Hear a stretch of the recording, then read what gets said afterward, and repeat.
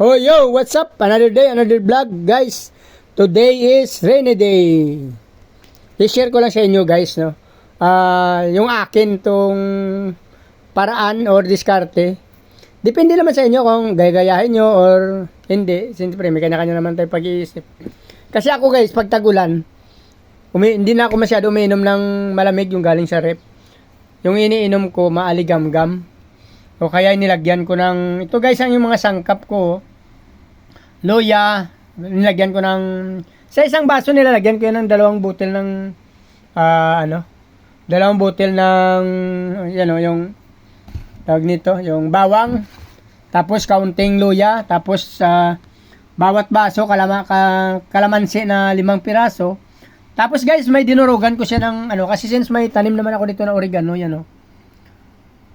yan. Kaya nakita nyo ito guys, may lemongrass ako or tanglad. Kasi itong tanglad kasi dati ininom ko to para sa yung, siyempre alam nyo na medyo hindi na natin mapigilan talaga, medyo may edad na. Kaya ito minsan ginagawa ko tong pampaihi, no? Kasi nung panahon na pa ako, hindi ko pala nasabi sa inyo guys kasi mga dati akong driver din sa isang delivery. So minsan napigil ang ihi siguro. So nagkaroon ako ng UTI dati. Pero actually magaling na siya ngayon. Kaya lang siyempre may edad na. So nag-iinom pa rin ako minsan ito ng tanglad or lemongrass. O kaya yung yung naglalaga ako ng mais, yung laman tapos yung tubig, hindi ko nilalagyan ng asin. Yung tubig kasi iniinom ko. Yan. Pwede rin yun siya pampahihi, dumadami ang ihi ko doon pagka nakainom ako ng lemongrass taka ng yung nilagang mais, yung tubig ng mais. Minsan nangingi ako ng buhok sa tendero, no. Yun ang nilalagay ko sa sa kasama doon sa mga mais na mismong laman na nilalaga mo. So, tsaka hindi na ako naglalagay ng asin kasi ang tubig na doon galing sa pinaglagaan ng mais, iniinom ko yun guys. So dinalagdagan ko lang sa konti para maging 2 baso mainom ko doon. Yun guys. Yep. Pag nagkakaedad ka na, wala naisip mo. Pero ito kasi ko to sa sariling ko lang to kasi may mga lumalabas minsan din sa Facebook na mga ganun-ganun. Ako na lang nagsariling diskarte lang ako kasi nga ito lahat to halos may mga pakinabang ito sa atin, yung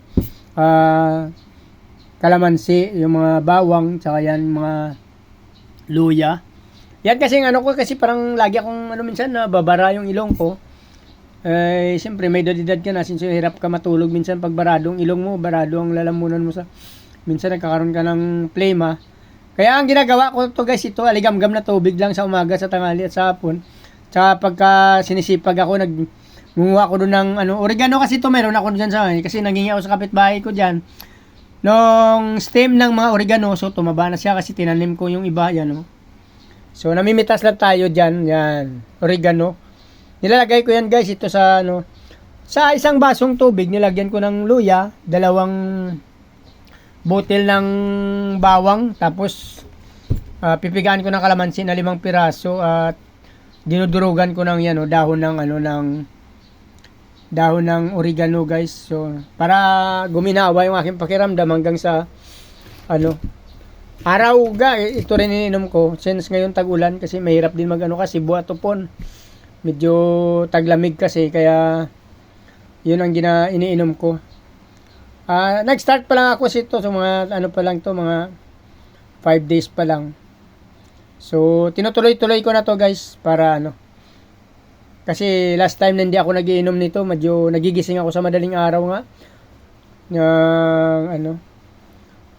Minsan bigla lang barado, mahirap kayo ginagawa ko, Pag hindi ka makatulog, mag-awak ka ng cellphone, lalo kang hindi nakakatulog guys. So ito lang guys, share ko lang sa inyo kung may idea din kayo, lalo na sa mga siyempre may mga edad na o sa mga may sipon ubo dyan. Pwede to guys, luya, bawang, tsaka kalamansi, oregano, dahon ng oregano.